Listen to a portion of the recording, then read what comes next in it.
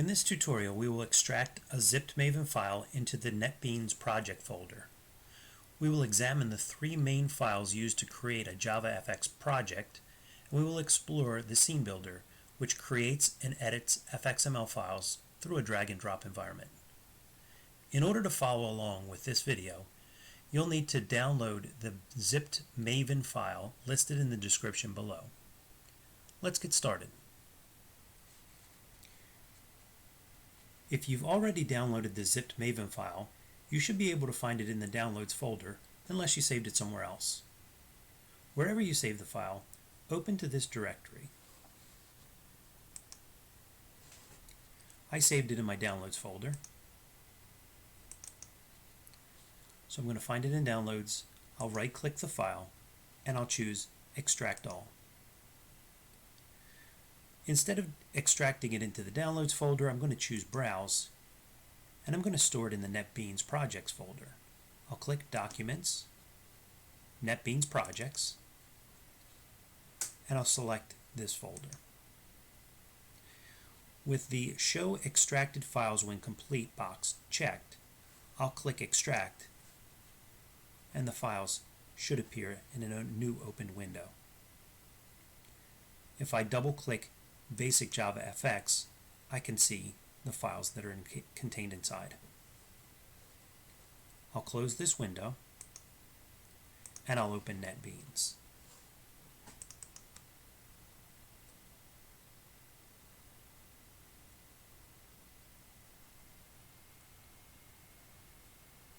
With NetBeans open, I now need to open the project.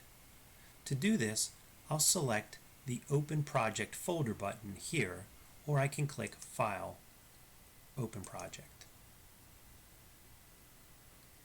You'll notice that the basic JavaFX Maven file appears in the NetBeans Project folder.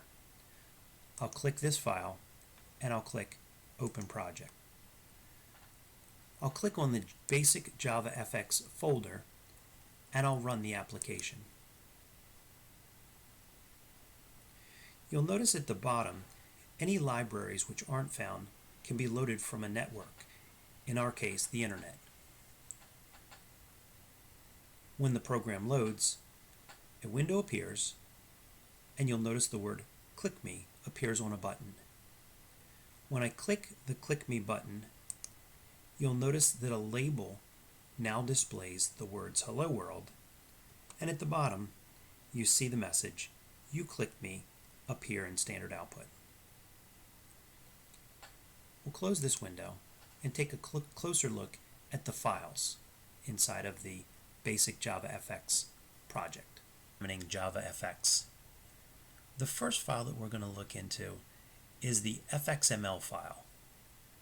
I'll click the plus next to basic JavaFX, and I'll open the Other Sources, Resources, and Fxml file to find my Fxml file. Here it's called scene.fxml. I'll open up this file, and it displays XML code. Java's rendition of XML code for working with graphics is called Fxml. Notice that there are anchor panes, tags. So here's the opening tag, and then a closing tag appears with a slash before it. Okay, so this is the opening and the closing tags. And then within those tags, you'll notice that there's an opening and closing tag for children. And then some tags don't have closing tags, only opening tags like button and label. If we go back to anchor pane, you'll notice that most of the objects that we have defined here have an ID or a name associated with them. So here there's an ID for the anchor pane called anchor pane. Our button has a simple name, it's button, and the field, the label, has a name of label. Now, an anchor pane is nothing more than a container which can hold other objects. So you'll notice here it gives us a height and a width for that particular object. Some other verbiage here that we're not really going to concern ourselves with, but at the end we have some really important information, which is our FX controller. Basically, this is the information that will point us to our second file, which is the Fxml controller file. I'll explain what that does in just a moment. Before we get to that, let's go back and let's take a look at what's inside of the anchor pane. Remember, the anchor pane is nothing more than a container. So here we have within that container a button and a label. These are the two things, the two objects that we saw inside of our window. We saw a button that displayed the word "Click Me." If I scroll over to the far right hand side of the button, you can see that the text within the button is in fact "Click Me." Now, the text for the label, you'll notice right here, there's no text defined. Okay.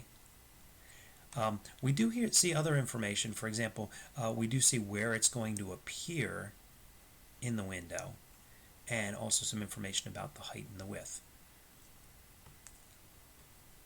One thing that I do want to point out that's really important about the button is we were talking before about that Fxml controller.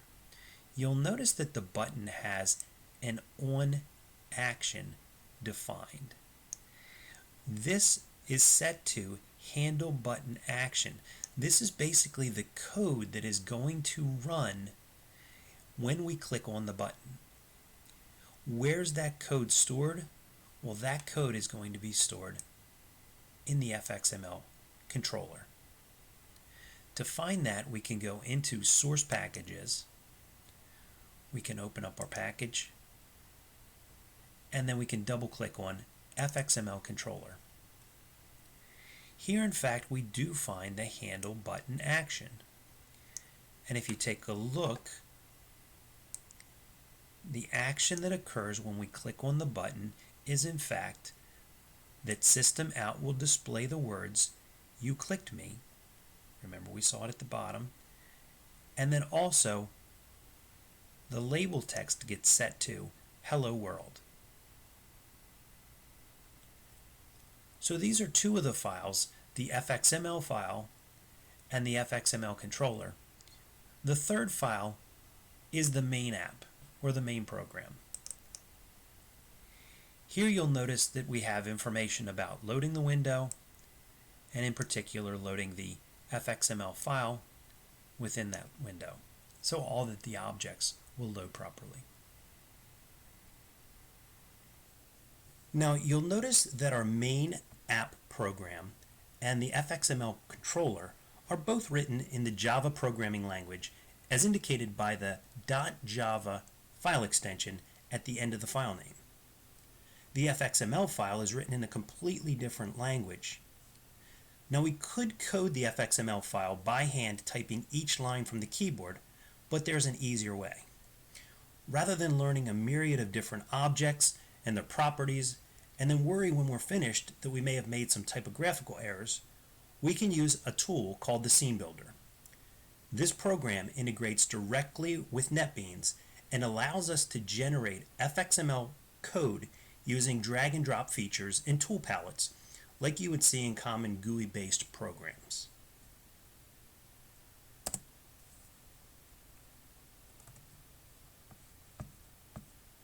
Let's go ahead and let's load that program now. We'll first download it, then install it, and then we'll set it up so that it works in NetBeans. I'll click the Google button down here, and I'll open up the Scene Builder site, or I'll go to the Scene Builder site, and you'll notice here it is, top link. I can click Download Now, and I'll download the first option, which is the Windows installer.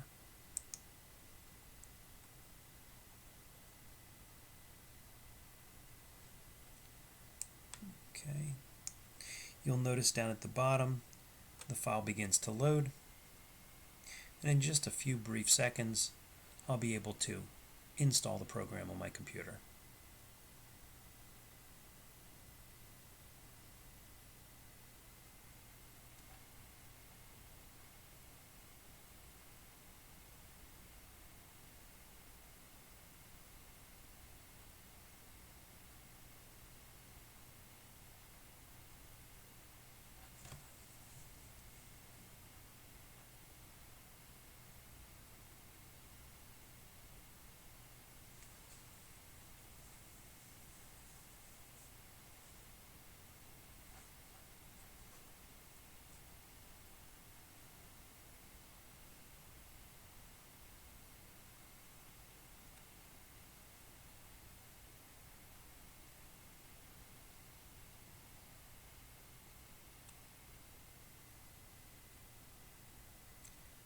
So the program is finished loading.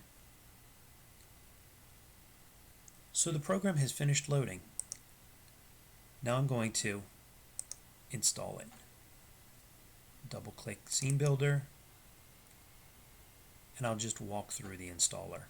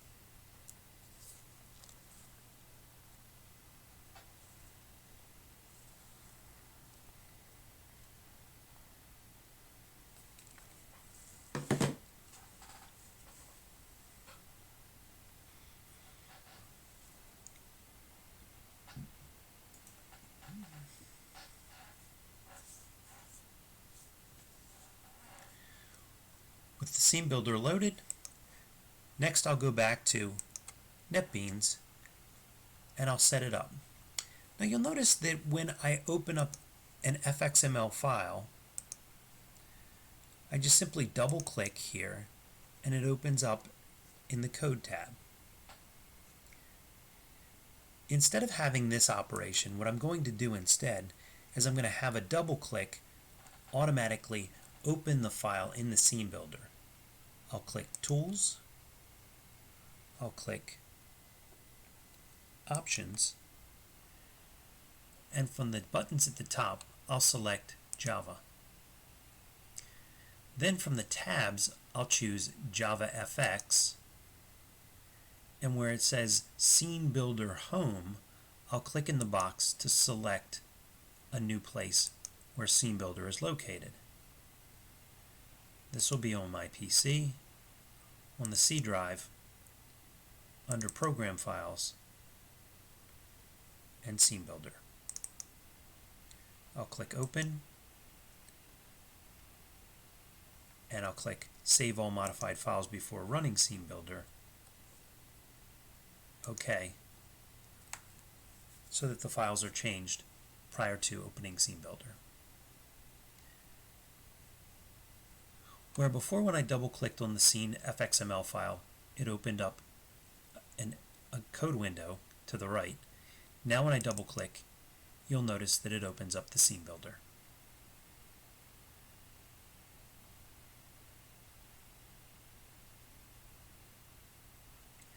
Notice in the Scene Builder, we see the same things that we saw in the FXML window. Over here in the hierarchy, we see our anchor pane, and then within that anchor pane, if you want to think of them as children, the button and the label. They're contained within the anchor pane. Notice if I click the Click Here button, over to the right I can see properties of this particular button, like what text appears on the button. I can also see, if I scroll down, some of the other properties that the button has, how it's centered, and so forth. If you click the Code link, you'll notice that it lists the name that we're giving this button in code. You'll remember that's just simply the ID. And then further down, it says what will happen when someone clicks on the button, what the action will be. Here, handle button actions are listed. Notice underneath of this, we have our label. And here's the text for the label, or the ID for the label. One last thing I wanted to share. At the very bottom here, you'll notice it says controller, and this is where the controller is defined. So it tells me right now that the controller is listed as the FXML controller. Many times students have errors with their code, and when I look in the controller class text box, I see nothing there, or it's pointing to the wrong controller. So this is a really good place to start looking as far as troubleshooting goes for JavaFX problems. If I wanted to, I could take and create a brand new window, and I could display different things, and I could have different things happening with the buttons and dialog boxes. For now, that's all we're going to do. I'll simply close this window and stop the video for now. In the next video, we'll learn a little bit more about the scene builder. In this video, we extracted a JavaFX Maven file, and we looked at the different components of a JavaFX file. We also downloaded and installed the scene builder, and we took a look at how the scene builder could be used rather than writing FXML code. In future videos, we'll look at this a little bit more in depth. I hope you've enjoyed this video.